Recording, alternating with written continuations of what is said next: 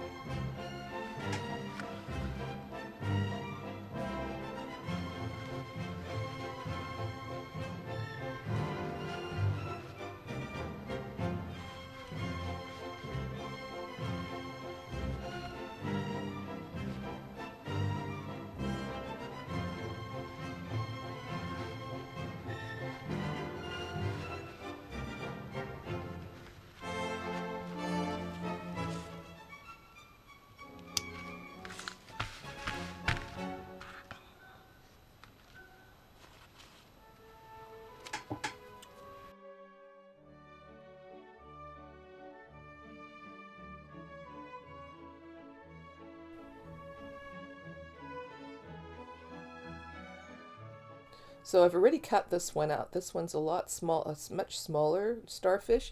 And in both cases, I've been using just 2 strands of the 6-stranded embroidery floss. That's sort of my standard go-to. And I'm going to start this one off in a slightly different way. This one, instead of working on the center first, I'm going to do the whip stitches or overcast stitches all around the edge to secure the edges of this starfish. But there, you can approach this and start it and finish it wherever you like. I'm just going to go around all the way around the edge using this overhand stitch, just over and over and over. And this is a particularly good stitch if you want to secure the edges from fraying. If you find that your cloth is fraying a little bit, going over the edge here like this will secure everything in place. You can also use a blanket stitch if you like, and it's really up to you how you want to approach this. You are the boss of your stitching, and whatever it is that makes you feel happy, then that's what you should absolutely do.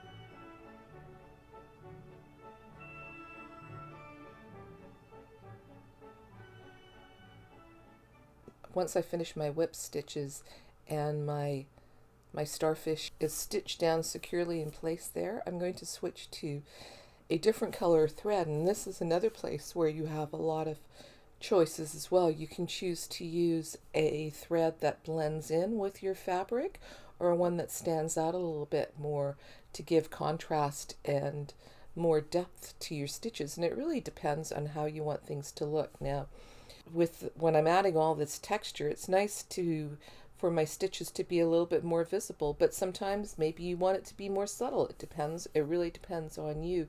So my background's sort of a purplish blue, and I'm using a green thread on the surface, and makes the stitches stand out quite nicely, and I like the way it looks, and I'm quite happy for this to be quite experimental. And now I'm doing a series of French knots in the middle of my starfish, just like I did on the other one.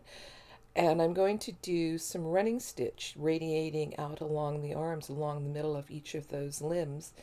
And that's slightly different because in the other piece I did French knots going out onto the arms, but this time I'm doing just running stitch because this is a smaller piece, and I thought that the French knots might look a little bit too big.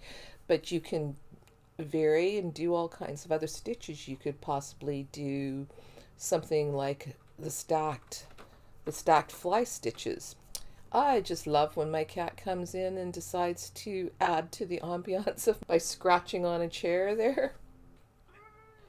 Just like the other starfish, I'm going to go around and repeat the same pattern all the way around. When I want to move my thread from one place to the other, I usually sandwich it between the layers of cloth if there are layers. If I'm only stitching on one layer, then I carry it along the back of my cloth. But carrying it between the layers reduces some of that messiness on the back side. And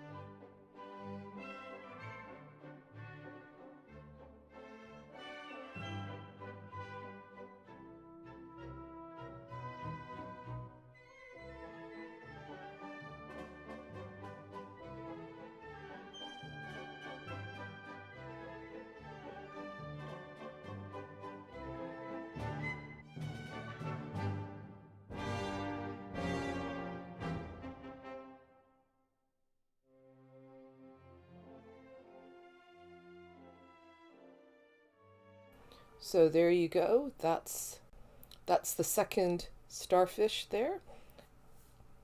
And now I'm going to move on to the sea urchin. The sea urchin is even easier than the starfish. It's basically just a round blob with a bunch of spikes sticking out of it. And I've discovered that it's a lot easier to create a small sea urchin than it is to create a large sea urchin. I've cut out this small little blue blob, and I'm going to use a contrasting thread in just one strand because I want my stitches to look like sharp spikes sticking out of my sea urchin. So I'm just going to go with one strand of the embroidery floss, and I could probably even use the sewing thread. And I'm going to do this the same way that I did the puffer fish. Way back in January, I did a puffer fish, and I'm just going to take some long straight stitches that reach well beyond the outside edge of my sea urchin body there, and they look like the spikes that sea urchins have. And I'm just going to keep going around, and I'm going to change the color every time I run out of thread. I'll change to a new color, and what that does is it gives a lot more varied interest. If I use the same color, it just starts to look a little blob-like, but by changing the colors, and they don't have to be drastically different, I'll go with some green, maybe some beige, maybe some yellow, and it all adds to the visual interest and the sense of depth and shadow and light to the piece. There's also a little bit more interest for me in my stitching by changing the colors. I'm not going for realism at all. I'm just enjoying this and choosing whatever colors I feel like, because I'm the boss of my stitching and you are too. Pick the colors that you like, that you enjoy working with. Or here's another option, because we're only going with one strand of thread. If you've got a pile of knotty threads that are left over from other things, use those. Just pull one out of the pile and use it. Pull next one out of the pile and use it. It's a great way to use up threads.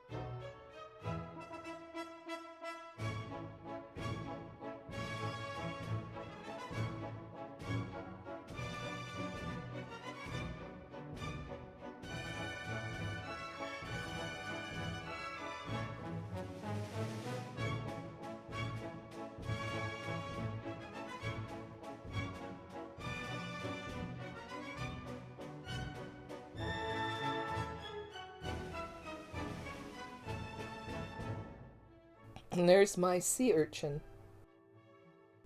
Now I did do a larger sea urchin as well, but I decided that it was taking a really long time, and to get really long spiky stitches, the stitches were going to have to be too long, so I decided that I like the way it looks better with the smaller body.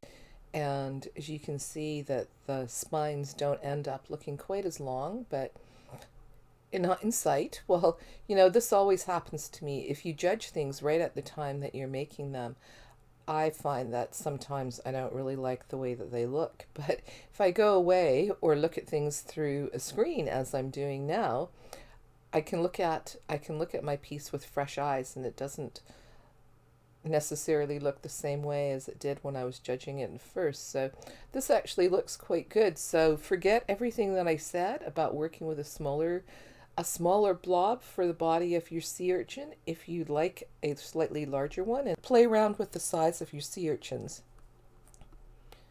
And now let's talk a little bit about sand dollars. So I haven't actually made any sand dollars, stitched any sand dollars, but I think that it might be fun to give that a try. The way that I would approach it is I would cut out a circular shape, do some lazy daisy stitches in the middle, and some straight stitches around the outside, or perhaps blanket stitch around the outside to make sand dollars. So something you can try on your own if you feel inclined. Anyway, that's it for this video, and in the next one there will be another one coming out this month where I will address the elephant or the octopus in the room. Could you possibly talk about tentacles without talking about an octopus? So I will be back in a week or so with another video on creating an octopus. Anyway, thanks for watching, and I will see you again soon. Bye for now.